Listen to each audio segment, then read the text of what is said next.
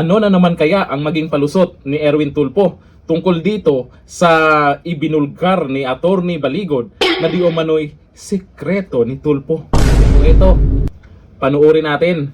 At paalala, itong si Attorney Baligod ay hindi basta-basta nagsasalita to kung walang hawak na ebidensya. Ito yung video. Congressman pa siya, senator pa siya. And in fact, isa sa mga nag-uudyok na suhulan ang mga ito, no? Yung si retired Sergeant Mark Bunagan, ang isa sa nag-uudyok. A very close friend yan ni Erwin Tulfo eh. And I can show you pictures inside the inner office of Erwin Tulfo. Kasama niya yan si Mark Bunagan.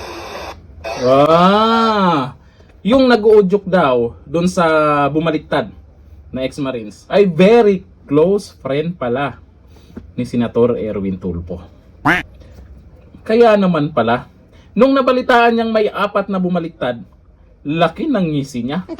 Kasi, alam naman natin, kasama siya sa nabanggit dyan sa di umano'y Pumaldo. Kaya dito sa sinasabi ni Attorney Baligod, ano kaya ang magiging palusot nito ni Senator Erwin Tulfo kung totoo man na itong mga nagsusulsol na pagdating sa suhulan para bumaliktad itong mga tinatawag nilang Malita Boys ay close friend ni Erwin Tulfo. Imposible naman na hindi mo alam yan, Tulfo.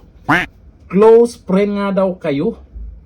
Malamang pag close friend kayo, pagdating sa ganitong issue, imposibleng hindi sabihin sa'yo ng close friend mo di umano. Ngayon, akala nyo panalo na kayo. Akala mo, Tulfo, ligtas ka na dyan sa may bumaliktad na 4. Parang lumalabas, napapasama pa nga yung 4. Kahit anong gawin ng mga Tulfong to, wala na eh. Booking na sila. Alam na ng mga tao yung galawan ng mga Tulfo. Alam na ng mga tao kung saan ang tapang ng mga to. Oo, matapang ang mga yan. Sa away mag-asawa. Yun ang napatunayan nila. Pero pagdating sa korupsyon, ano na? Mga Tulfo, 2 pa kayo dyan. Sa mga oras na to, hinihintay po natin ang maging reaksyon ni Tulfo, pero asahan naman natin. Magaling yan si Tulfo. Si Erwin Tulfo, magaling yan. Magaling magpalusot yan. Dito lang, thank you.